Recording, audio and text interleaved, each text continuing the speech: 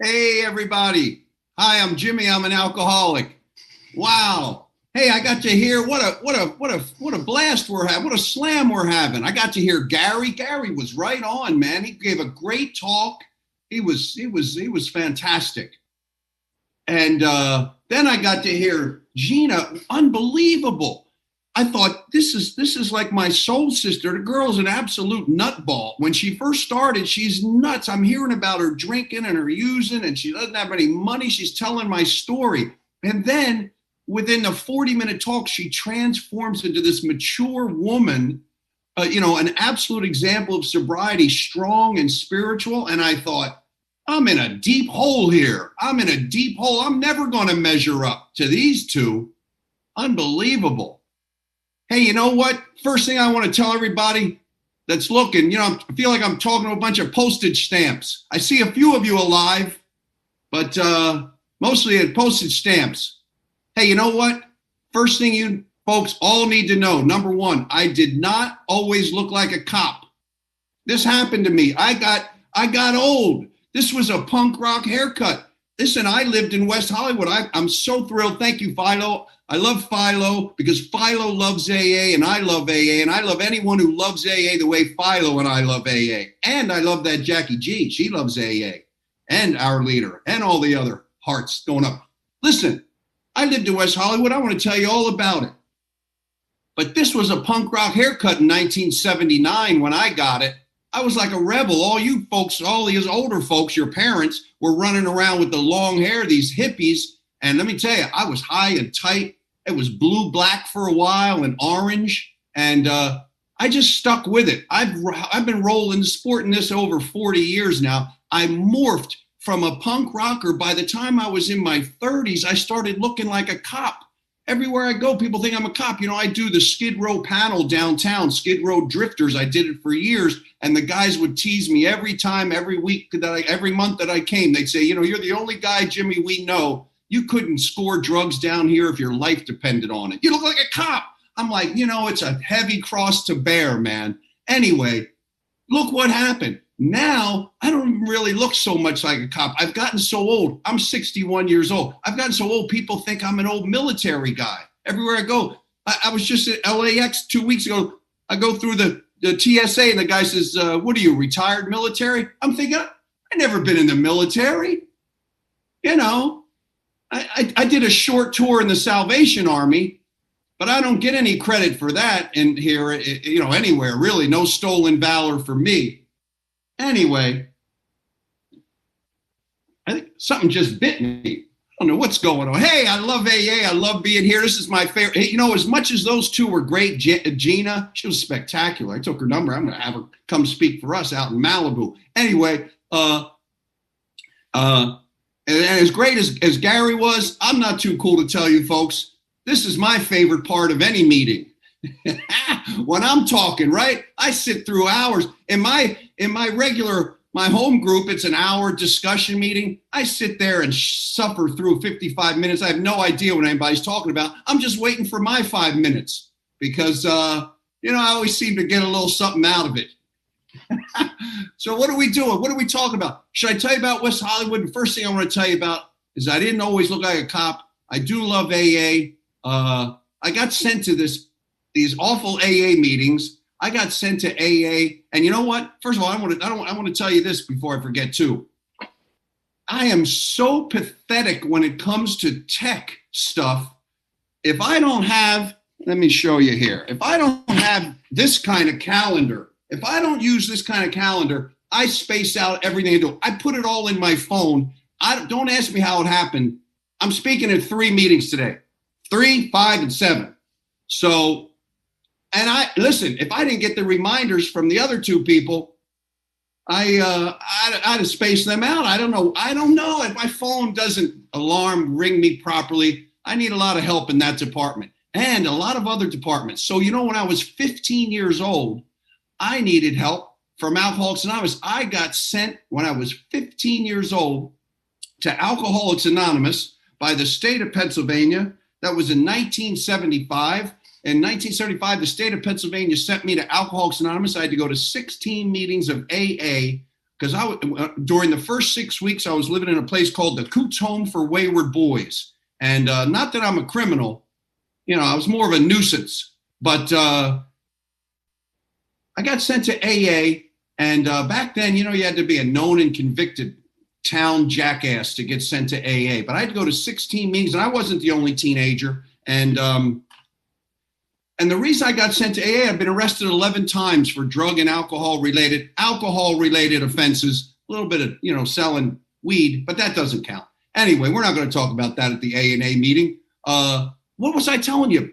So I get sent to AA, and here's what happened. I'm from a broken alcoholic home, which doesn't make me an alcoholic, but man, I had it in my genes. I come from a long line of a family of problematic, ugly alcoholism. And my father left when I was young, left my brother and I, and my mother. My mother had never had a job in her life.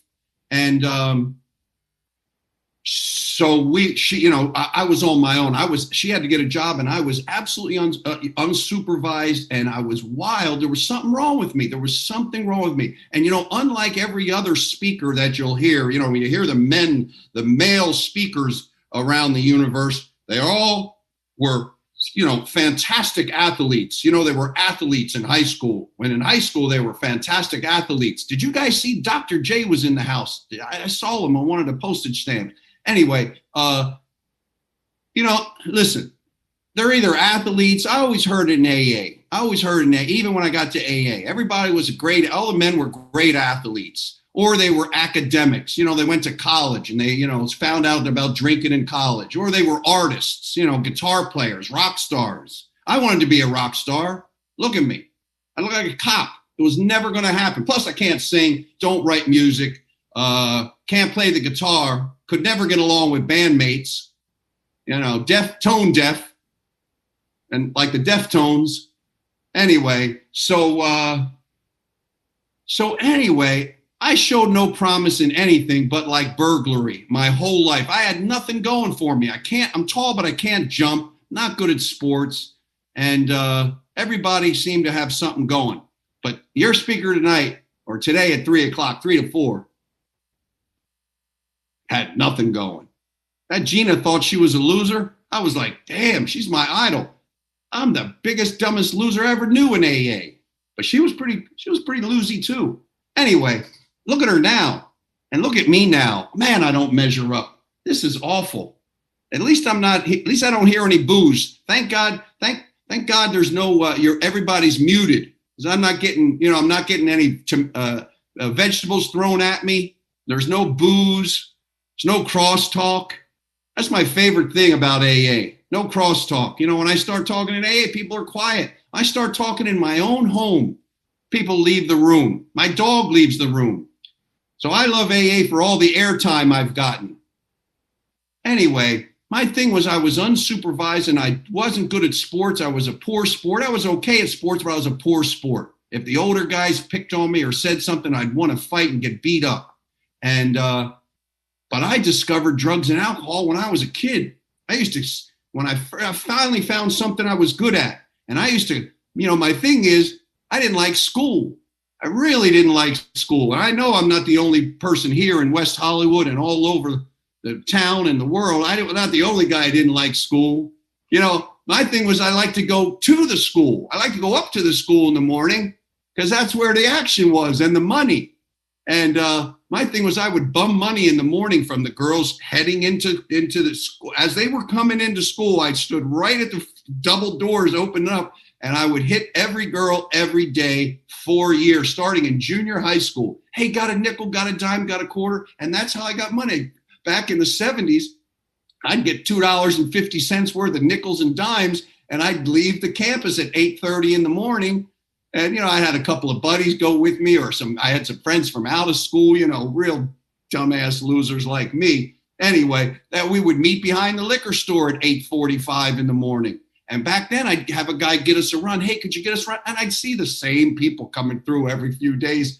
Anyway, I'd give them I say, here's $2. Could you, we're having a party. Because back in the day, I say, keep the change. Back in the day, early 70s, for $1.80, I'd get a bottle of Banana Red, MD 2020. Anybody know what that is? You guys in West Hollywood and around here know what? Yeah, Joe knows what it is. Hell yeah.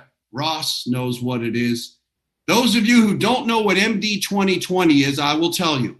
It's a Schedule 1 hallucinogen that somehow made its way to the wine section of liquor stores back in the 60s and 70s. It made no sense. It was ridiculous. The stuff was like rocket fuel. It had no business being in the wine. I mean, this stuff never seen a grape, but it was in the wine section. I'm telling you, MD 2020 is like having meth in the energy drink section, because MD 2020 take you downtown fast.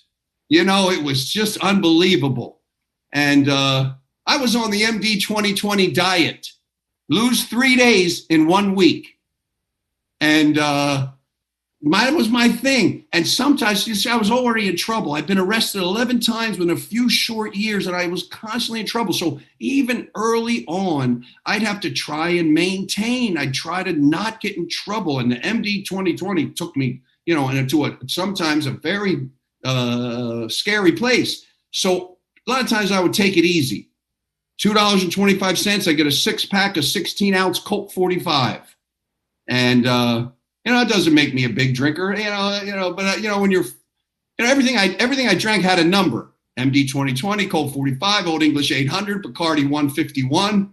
And then that doesn't make me a big drinker like some of these AAs I've heard over the years. I drank 5 gallons of whiskey every day for 40 years. But I'll say this, a 6-pack of 16-ounce Colt 45 when it's 9:30 in the morning and you've been sniffing glue and smoke. I don't know if you can tell. Can you guys tell? I'm a glue sniffer and a PCP smoker. When I got to AA, I had that PCP glare. You see what I'm saying? And yeah, they never said I was too young when I got to AA. I heard them. I would hear them in my terrified paranoia saying, "It's too late for this kid." Anyway. And I couldn't put a sentence together by the time I got here. Even my own brother, who was smarter than me, he wasn't as messed up as me. My own brother, when I discovered, I lived in a town called Marcus Hook, Pennsylvania. We had a gang there called the Pagans. They were a motorcycle gang like the Warlocks and the Hells Angels. And these guys were cooking up crank and crystal meth. I'm telling you, it wiped out half the county, man. These guys were, they were experimenting. And even those guys told me, I was selling that PCP for them. And I told my brother, I said, man, I just love this PCP. My own brother said, yeah, it's cool, Jimmy, but you can't smoke that stuff every day. I was like, what do you mean you can't smoke it every day? I do everything else every day. Do everything every day. And it was about 1.5 years later, I was smoking it every day, all day, every day. And I had that PCP glare. Had been kicked out of school. I couldn't put a sentence together. And in my broken brain, I thought, he's right. You can't smoke that. You can't smoke it every day. Anyway, so even those pagans told me, don't come back here, man. Dude, you are hopeless. Do not come back here. And yeah, that was rough. Those were bad. Those were bad times. I had a lot of fun. But my real thing was, what time am I going to? I don't know how long I've got to talk tonight, but I know I'm going to need a little more time to do it. No idea what I'm going to say. Hey, no crosstalk, man. I know what I'm going to. That's part of the act. All right. I'm kidding you. Remember what I said about crosstalk? All right. So anyway, can I please go to 4:30? No, I'm kidding you. So let's go. Where was I?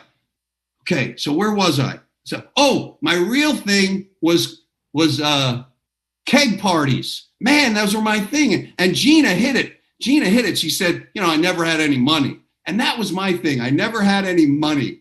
So the keg party, just like everybody on here today, there's 171 here. Did you notice there was like 250 by the time I got on? They drop like flies when I start talking. People are like, enough, mister. And they're dropping like flies. But by the time we're done, it'd probably be me, Philo, Jackie, and Christian, Miss T.O. dude.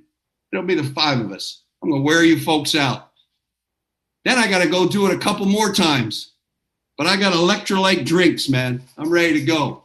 I still got an electrolyte drink problem. Anyway, so where were we?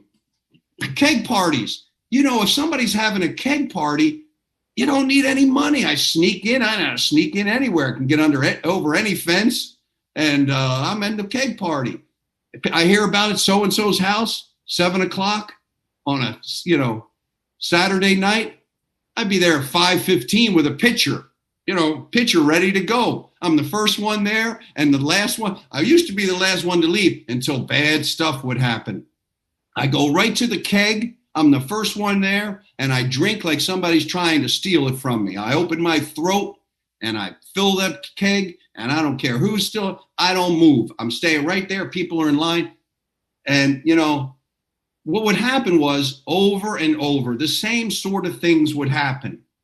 People would be sick of me because I don't move. And there's the bigger, older guys would say, dude, get away from the keg.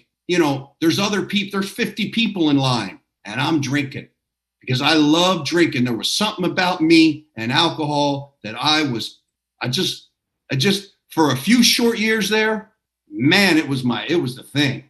And it really fixed what was broken in me, and until it didn't. And what would happen was they would move me out of the way, and then I'd have to resort at a keg party and everywhere else I went, I'd have to resort to drink stealing, because at the keg parties, there's cans, cups, and bottles everywhere. You know how it is. Some people drink and they set their drink down. Can you imagine with a ninja like me? And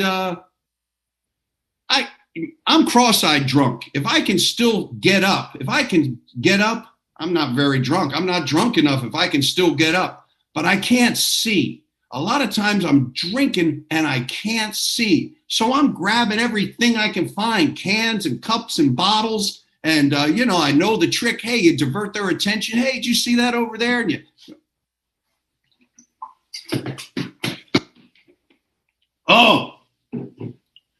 the problem with that is every third, fourth one,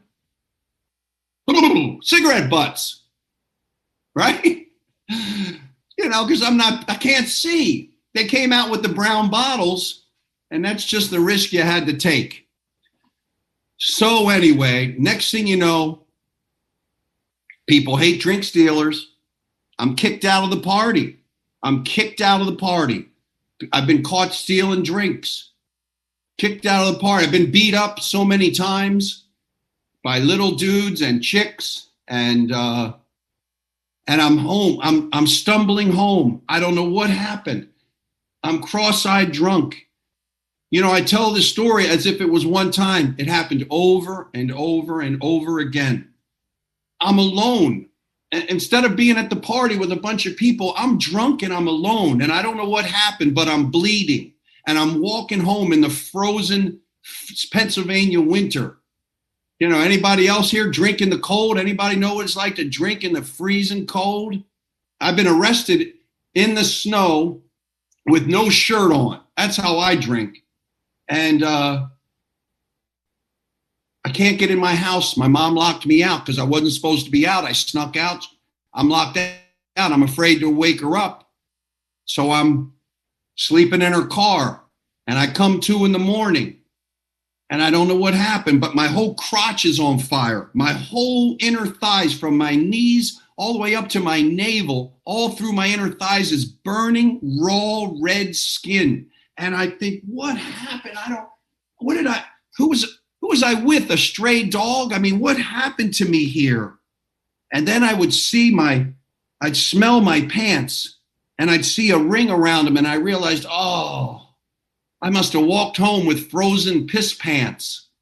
And let me tell you, as Joe will tell you, chicks don't dig that, man.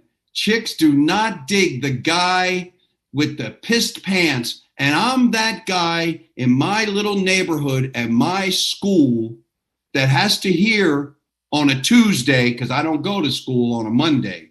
I hear on Tuesday, dude, everyone saw you. Everyone saw you. You were trying to talk to girls and your pants were pissed. And, I've been laughing and telling these same dumb stories for, 45 years pretty much. And, they're funny until it's you, until it's me. And the fact is, I suffered. I suffered because I wasn't good at anything. I was immature. I was insecure. I was overly emotional. Alcoholism, for a time, changed my perception of reality. I thought I was having fun and everybody loved me, and look how fun and funny we are. And I thought everybody was drinking like me. Within a few short years, and being locked up and being beat up and being institutionalized and drinking and smoking angel dust and sniffing glue, gradually alcoholism stopped changing my perception. I knew who I was. Instead of, I could see looking back at myself, the pitiful and incomprehensible demoralization that ran through my veins. If I had any courage, I would have offed myself because I had nothing going. I had nothing going. And I was absolutely a broken, troubled soul. And I was living in a place called the Coots Home for Wayward Boys when I was 16 years old. And, it's funny. I drank and used for 5 years, and I've been talking about it all around the world for 45 years. And I only got 20 minutes left. So let's see if I can get sober in the next 20 minutes. I can fill up hours, Anyway, I'm living in a boys' home, and I got sent. The judge said, Judge Short was his name. I had to go to 16 meetings of Alcoholics Anonymous with it was literally a court card, 70s version. And I had to go to 16 meetings during the first 8 weeks. I'm living in a boys' home. And, I'm living in a boys' home, and I'm living with guys. I'm not a real criminal. I'm not like a lot of you AAs I've met over the years. You're my people now. Anyway, but, I've been arrested for things like, did I tell you? Possession and consumption of alcohol by a minor, disorderly conduct, resisting arrest, urinating in public, all the classy things, but not the real criminal things. One of those, urinating in public, I didn't even bother to get my fly down. It's just too much work. And, I'm wearing this crowd out, Joe. The thing is, here's the thing. I'm lucky. I got a few minutes. I'm lucky, and I'm always grateful that I've never had to register as a sex offender because, cops, they don't want to get you. Even back then, cops don't want to get you for urinating in public. The cops always try to get you for indecent exposure. They could never get me. Luckily, I've got insufficient evidence. It never stuck, Joe. It couldn't stick, man. You see? Joe knows. He's been there. I'm grateful for the little things. So anyway, yeah, this crowd is tuning out, man. Look at that. Columbus, Georgia's in the house. They're all here, man. Christian's in the house. Jesse S. Anyway, Perry's having lunch. I'm starving. I've had such a busy morning, and I got talking all night. I haven't even eaten. I got to eat something. I'm get a little jacked up when I haven't eaten. So anyway, I'm sent to AA. And here's what I noticed about AA in 1975, December of 1975. What I noticed then is true tonight. Unlike the Scared Straight program, where I had also been sent prior to Alcoholics Anonymous, I know what it's like to have guys screaming at me. I've been sent in with a bus full of guys, and I've been sent into the Delaware County medium security correctional facility, and I've had inmates screaming at me, and it never inspired me to want to straighten up my life. It just really, scared me, but not enough to scare me straight. And it made me mad. I didn't know how to deal with emotions. The only emotion I had was anger and crying. So what happened in AA was different. In AA, these old guys were nice to me. They were kind to me.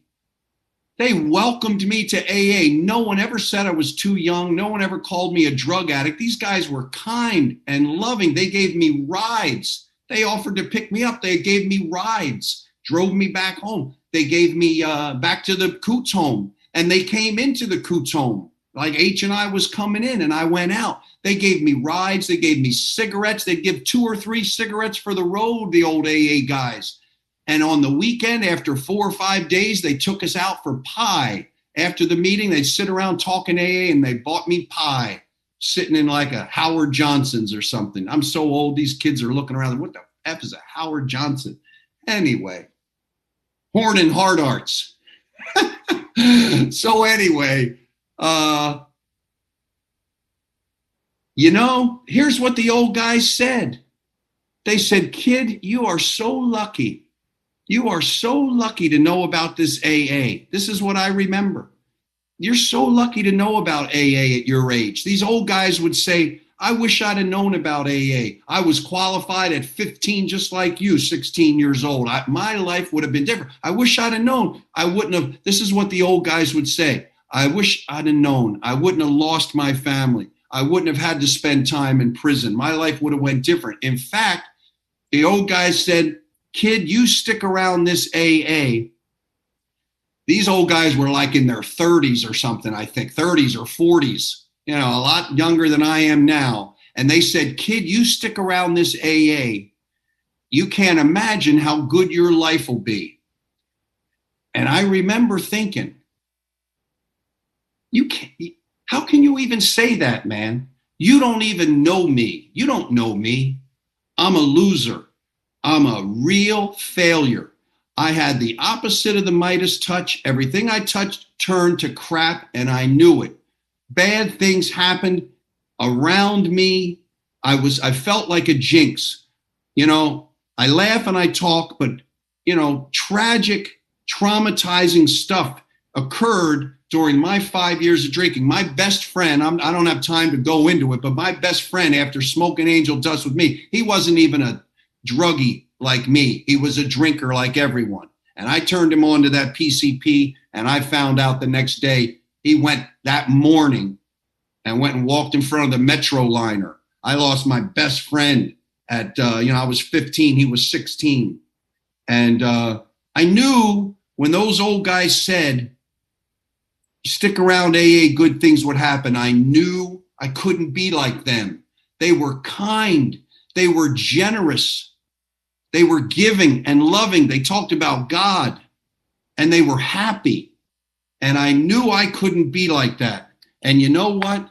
Now I know when an old AA guy tells you some encouraging things like that, it's like, now I know. See, hindsight's 20/20. When you're moving forward in life, it's hard. You don't know anything, don't know what's right, don't know what's wrong. But looking back, I've learned everything in hindsight. It's like those old guys were looking in a crystal ball. They were absolutely right about the biggest, dumbest loser that ever crawled into AA. They were absolutely right. My sobriety date is May 10, 1977. If I can white knuckle another, 20 something days, I'm going to celebrate 44 years of sobriety.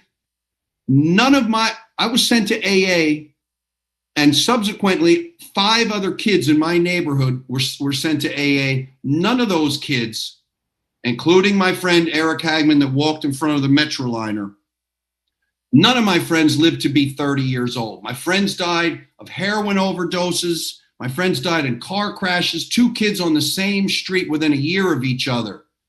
And crashing cars, going 100 miles an hour. My friend went to prison. My next door neighbor was 18 when I was 3 weeks clean and sober. I was 17 years old in 1977 when I got sober. And my best friend, my next door neighbor, died of a heroin overdose. I was 3 weeks clean and sober. All these little signs I stuck around here. And let me tell you, my friends missed the boat. My friends never had the kind of life I've had. I will tell you in the last few minutes of my talk, I have literally been around the world.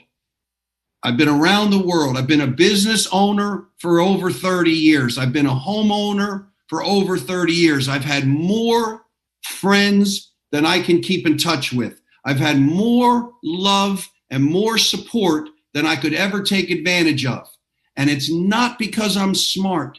And it's not because I'm educated. I have no education. I barely got back into high school and barely graduated high school. I've never been to college.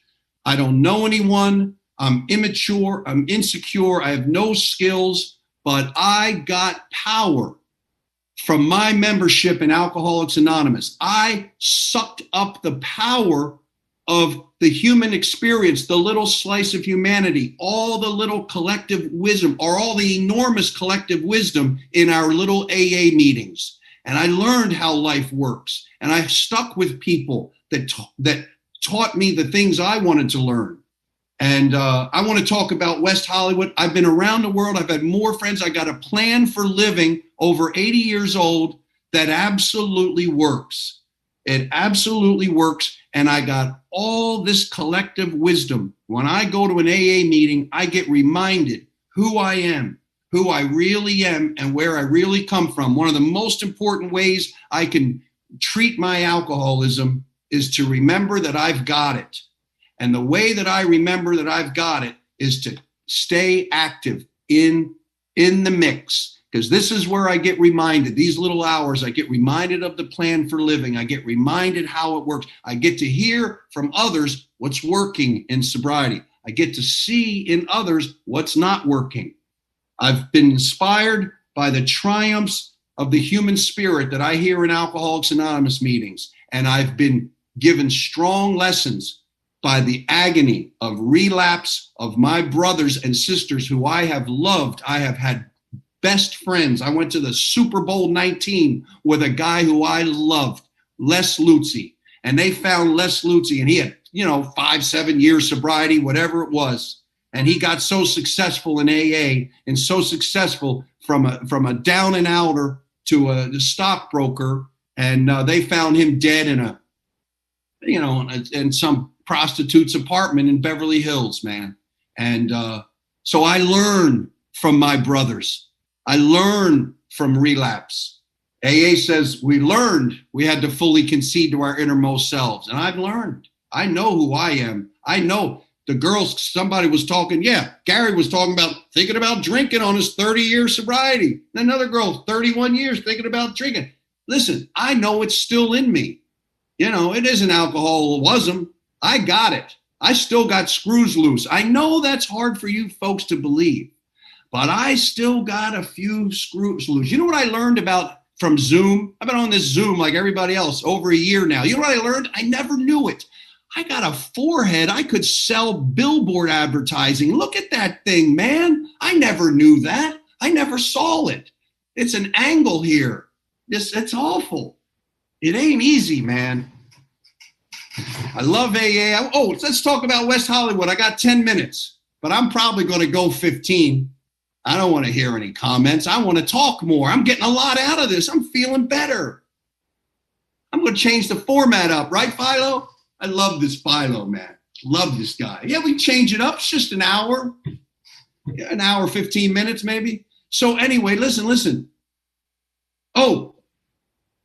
I came to California with 10 months sobriety in 1978 with $600. You see, the guys in AA, I got some love from AA members. This old man in my neighborhood saved my life, became my sponsor, got me back into school, got me a job at Sears. I made $2.30 an hour.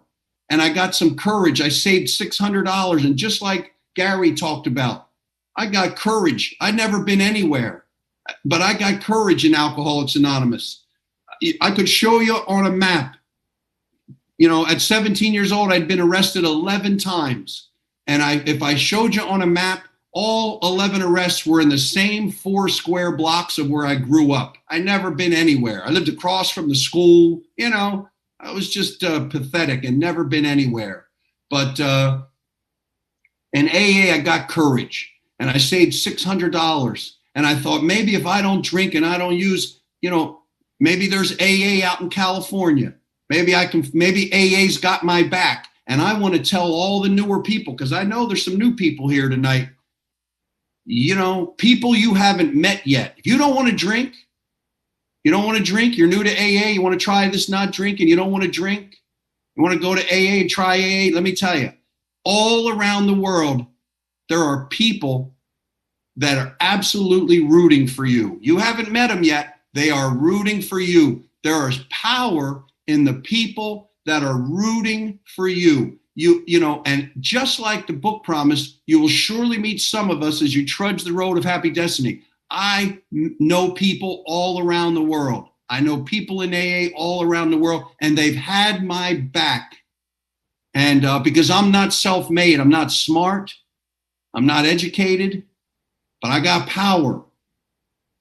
Power to stay sane, power to stay sober, power to help others. Those aren't my words. They're in the back of the book. Read the book, Me and Alcoholic. It's a story. It's a story called Me and Alcoholic. Guy talks about having power. No matter how bad he bumbles through this program, if he doesn't drink and he doesn't use, he's going to continue to get that power. And it's on offer to all of us. So I came to California in 1978. And, the first place you end up with $600 is I ended up in Venice Beach, where the debris meets the sea. And, I was not well accepted there. Anyway, and then as I kept getting poorer and poorer, I ended up in West Hollywood. Because back then, I don't even think I was in West Hollywood, actually. I was in Hollywood. I'll tell you where I was. You folks know better than me. I've been gone for so long. I lived on Formosa at Fountain, right there in the heart of the action.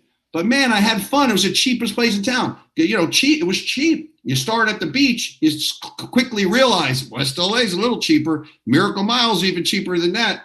Hollywood's cheap. Then you're really desperate to pay the rent. You end up in East Hollywood. My apartment was $250 a month, and I just want to tell I got 5 minutes left. I better hurry. I'll tell you how I got all the cash and prizes. There's cash and prizes available in AA. I got all the cash and prizes, but you got to be present to win. Yeah, I didn't make that up. I stole that. Anyway, so where were we? I'm living in Formosa at Fountain. My apartment was $250 a month, and I couldn't pay the rent. I was 5 years sober, 23 years old. I had never had $1,000 in my life. Failed at everything I ever tried.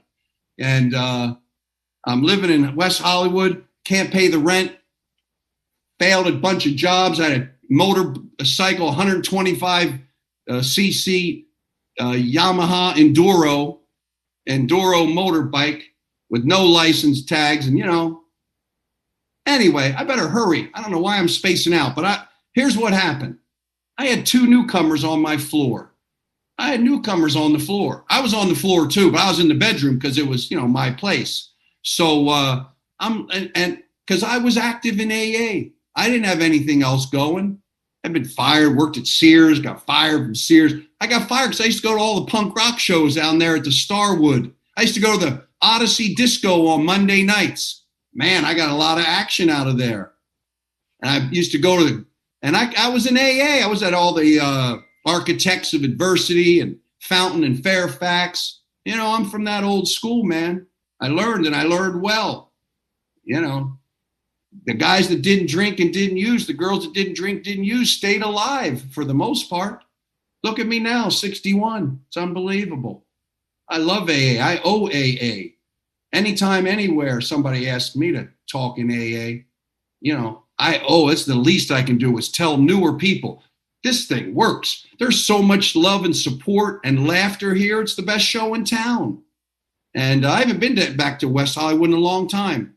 I talked some meeting for my buddy Brian Lee. And then I was at the Sundowners 5 or 7 years ago. Monday night at the log cabin was Chinatown.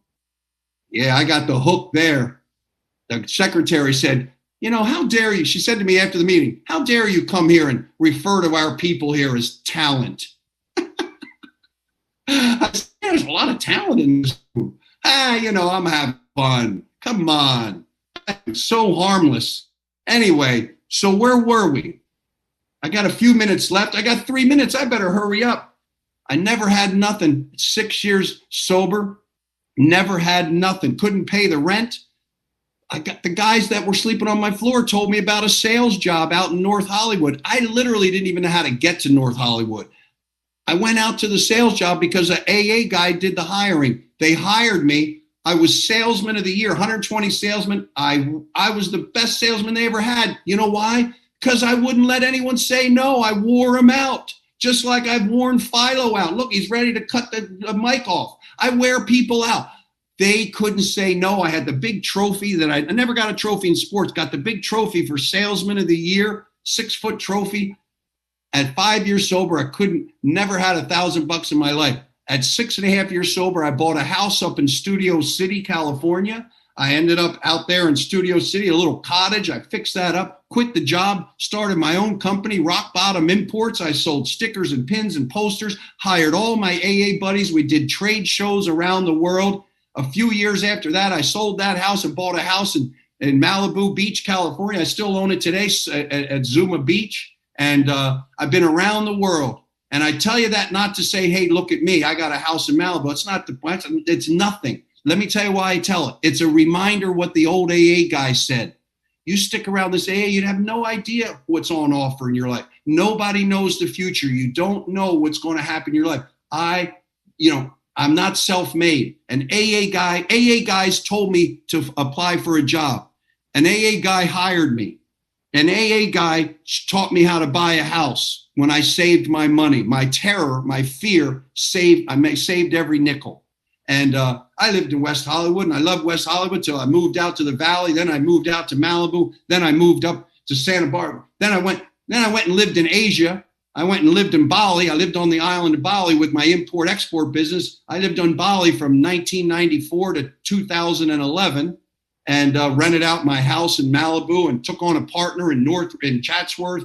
And I lived in Bali. I started the convention, had a convention over there, 20 years. Clancy, Mickey Bush, all the regular suspects, usual suspects came, have a clubhouse there. It's been going 20 years. And I tell you that not to say, look at what I've done. I tell you that because just like somebody just said, frequent contact with newcomers and each other is the bright spot of my life. I'm nothing without AA.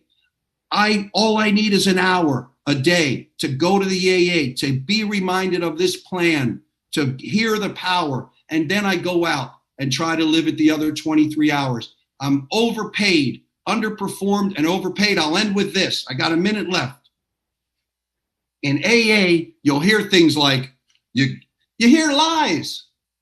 You hear lies. I heard a lie many times in AA. I've heard guys say, you get out of AA what you put into it. That's a lie. You see, AA is the greatest scam on planet Earth. In AA, you give a little, and you get a lot. You give a little. What have I ever done? I stacked some chairs. I took my little 3rd grade handwriting and I wrote inventories and looked at myself. Then I tried to clean up my side of the street in life. And I looked at myself and I prayed to God and I've tried to help others. I've, shook hands. I gave some newcomers rides and I've been given the keys to the kingdom. I'm overpaid. In AA, give a little and you get a lot. And that's what I'm going to end with. But I got a lot more material, ladies and gentlemen. So next slam, I'm coming back. Philo already told you. So look in the calendar. He's giving me a 3-hour slot at Slam 9. Yeah, it's 2 a.m. to 5 a.m., but it's, I'll be there. Anyway, thanks very much, folks. I love you all, and thanks for putting up with me.